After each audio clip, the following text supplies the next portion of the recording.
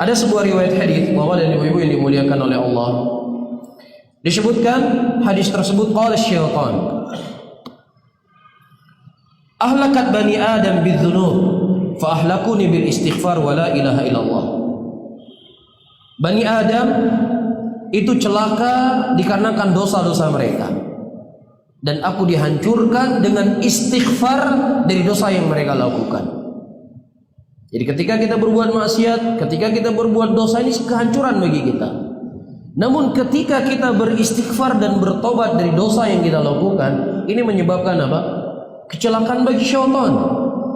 Kemudian kata syaitan, ya, kata syaitan disebutkan dalam riwayat tersebut, nam falamma ra'aitu dzalik ahlakathum bil ahwa wa hum yahsabuna annahum muhtadun. Nah, ketika aku melihat mereka berbuat dosa dan maksiat, dia bisa beristighfar, maka aku mengalihkan mereka kepada sesuatu yang lainnya supaya mereka tidak bertobat dari perbuatannya itu. Apa itu? Bid'ah. Aku goda mereka untuk berbuat bid'ah. Aku menggoda mereka untuk berbuat sesuatu yang tidak pernah dicontohkan dalam agama ini, tetapi maksud dan tujuannya untuk beribadah kepada Allah. Disitulah hancurnya mereka, dan aku tidak bisa dikalahkan. Hadis ini, saudara-saudara kaum muslimin dan muslimat, adalah hadis yang dhaif, bahkan dihukumi oleh para ulama dengan hadis yang palsu. Di antara yang memalsukan hadis ini Ibnu Katsir rahimahullah dan juga Syekh Albani. Namun dari sisi makna, riwayat ini, ucapan ini adalah ucapan yang hak, dan ucapan ini sering diucapkan oleh Imam Ibnu Qayyim rahimahullah. Namun kita tidak boleh menisbatkan itu kepada Rasulullah SAW. Bisa difahami ya? Tetapi dari sisi mana benar. Seseorang ketika dia berbuat dosa berupa zina misalnya, dia tahu nggak apa yang dia buat itu dosa? Dia tahu. Ketika dia tahu apa yang dia buat itu dosa, ada kemungkinan untuk dia bertobat. Ketika dia mabuk-mabukan, dia tahu nggak kalau mabuk-mabukan itu dosa? Dia tahu ini akan membuat dia untuk bertobat. Iya. Orang tahu nggak kalau seandainya orang makan riba itu dosa? Tahu.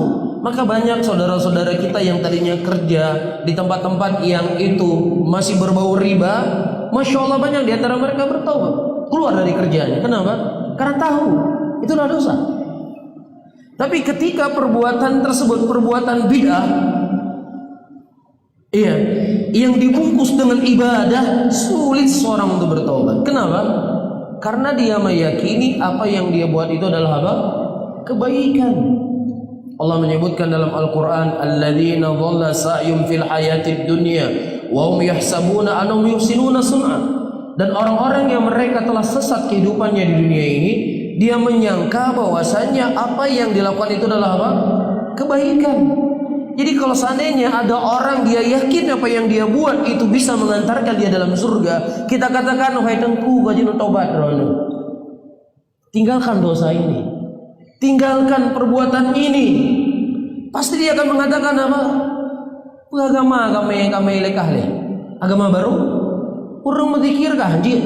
Muslawud enggak boleh, berdoa enggak boleh, memuliakan orang meninggal enggak boleh. Kan itu kesimpulannya. Sulit orang bisa bertobat.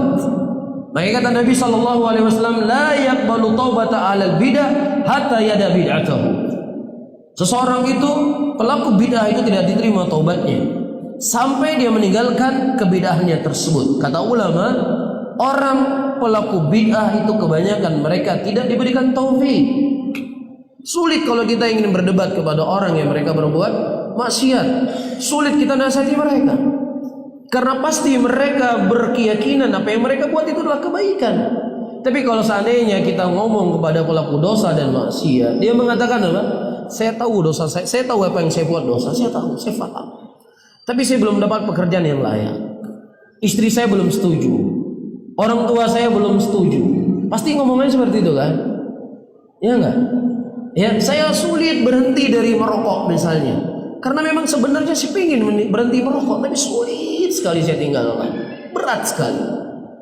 Tapi kalau pelaku bid'ah, ada nggak dia ngomong, ya saya sebenarnya suntuk sama bid'ah ini, tapi ya mau gimana lagi? Ada. Pasti dia akan semakin semangat. Dia akan semakin semangat. Ya, oleh karena itu Ayyuhal ikhwah rahimani wa rahimakumullah, disebutkan oleh Al-Imam Ibnu Taimiyah rahimahullah, Nabi sallallahu alaihi wasallam memerintahkan untuk memerangi Khawarij karena Khawarij itu punya pemikiran kebidahan dalam kepalanya. Tapi Rasulullah sallallahu alaihi wasallam memerintahkan kita bersabar dari kezaliman yang bukan Khawarij yang memimpin semua negeri. Kan seperti itu. Disebutkan oleh Ibnu Taimiyah, ini bukan ucapan saya. Kenapa Rasulullah memerintahkan memerangi orang Khawarij? Karena kerusakan Khawarij yang mereka membawa kebidahan itu jauh lebih berbahaya dari kezaliman-kezaliman yang dibuat oleh pihak lainnya. Bisa difahami di sini? Ini disebutkan oleh Syekhul Islam dan demikian hakikatnya. Iya, Rasulullah mengatakan sebaik-baik orang yang dalam memerangi Khawarij, dan sebaik-baik orang yang dibunuh adalah dibunuh oleh Khawarij. Dan Nabi mengatakan haulai kilabun nar, mereka adalah anjing-anjing neraka. Tapi ketika berbicara dalam konteks yang lainnya, Rasulullah mengatakan isbiru hatta talqani fil haud. Sabarlah kalian sampai kalian bertemu dengan aku di haud nanti, kata Nabi sallallahu alaihi wasallam ketika kita melihat kezaliman.